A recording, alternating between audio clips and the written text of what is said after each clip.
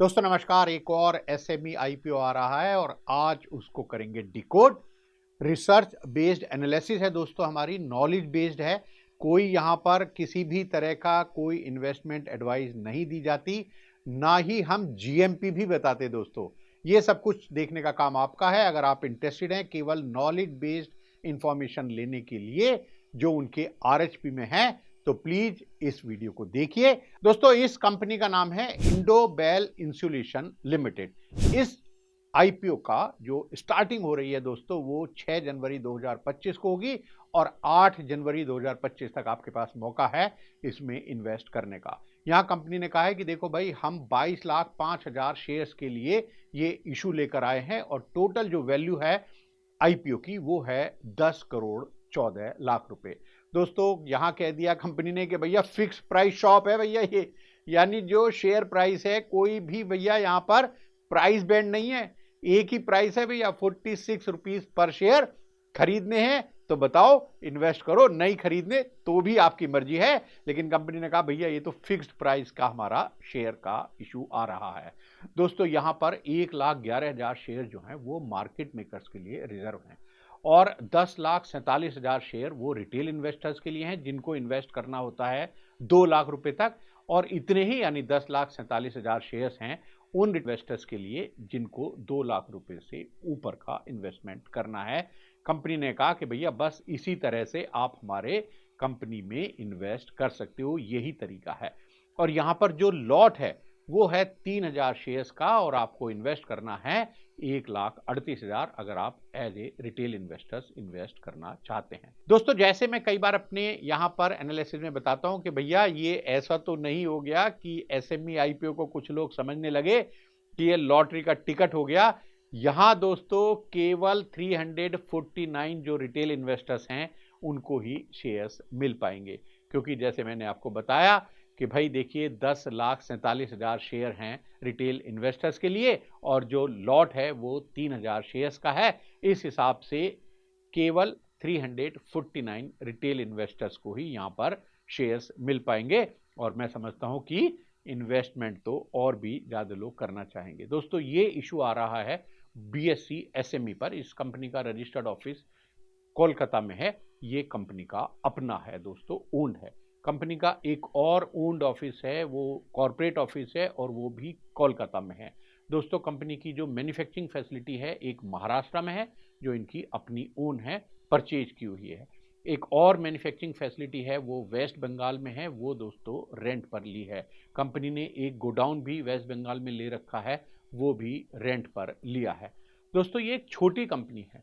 छोटी कंपनी मैं इसलिए कह रहा हूं कि डेफिनेशन के हिसाब से नहीं, लेकिन इसका जो प्रॉफिट है वो हम देखेंगे आने वाले, अभी जब फाइनेंशियल पे डिस्कस करेंगे, कि बस मैक्सिमम जो हुआ लगभग 1 करोड़ के करीब हुआ, वो भी 2024 फाइनेंशियल ईयर में।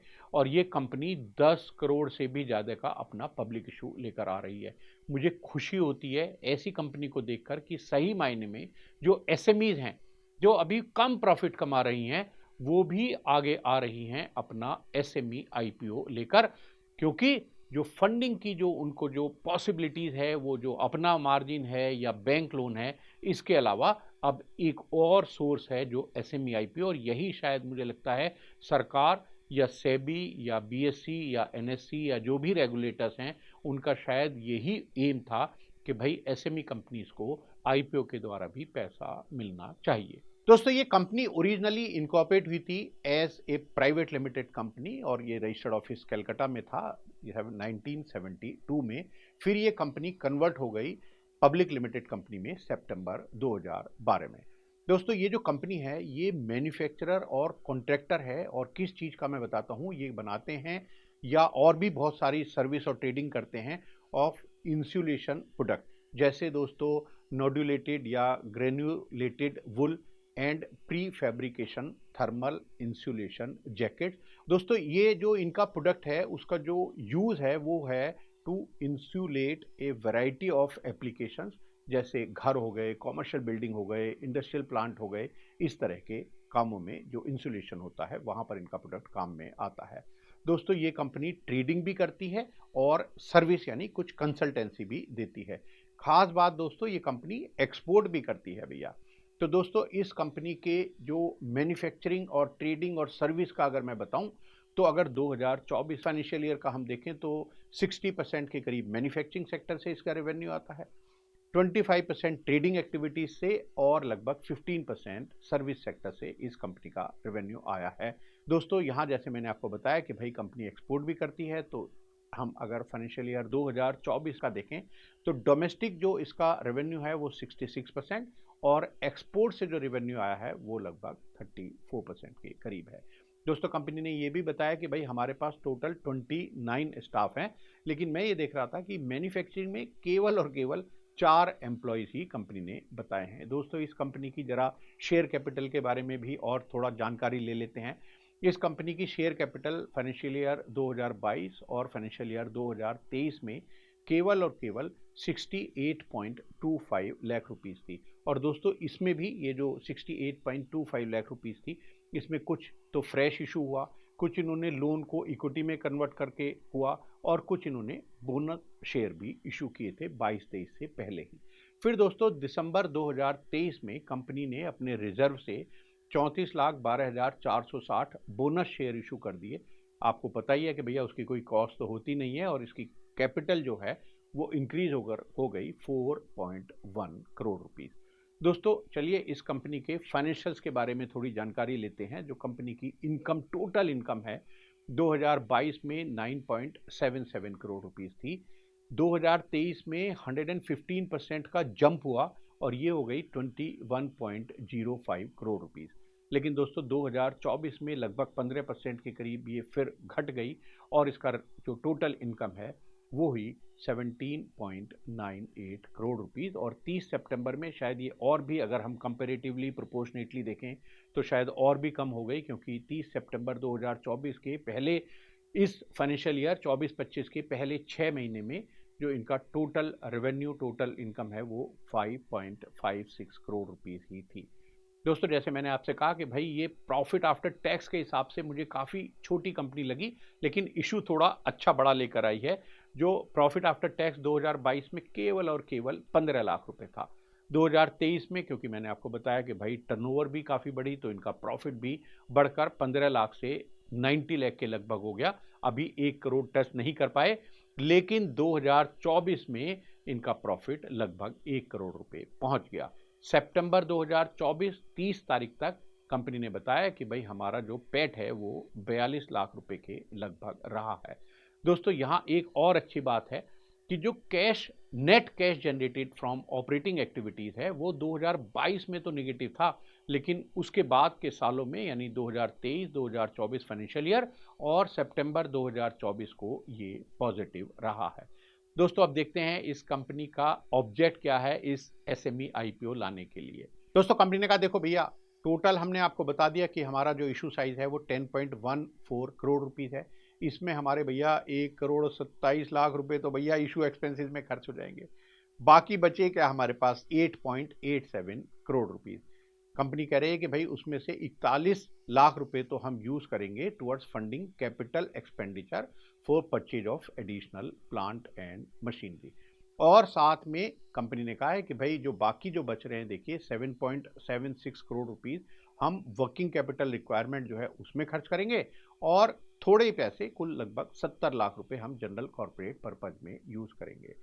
दोस्तों कंपनी के जो ऑब्जेक्ट हैं उनको थोड़ा सा और डिटेल में अगर हम समझें तो पहला जो पर्पज़ है उनका कि भाई मशीन खरीदेंगे, तो कंपनी ने कहा है कि देखो भाई हम ये प्रपोज कर रहे हैं कि कुछ हम multi CNC abrasive horizontal and vertical cutting machine जो हैं, हमारी जो एग्जिस्टिंग फैसिलिटी है मैन्युफैक्चरिंग की जो कोलकाता में है वहाँ पर हम लगाएंगे। और कंपनी ने ये भी कहा है कि देखो इससे हमें बहुत मदद मिलेगी। कैसे मदद मिलेगी?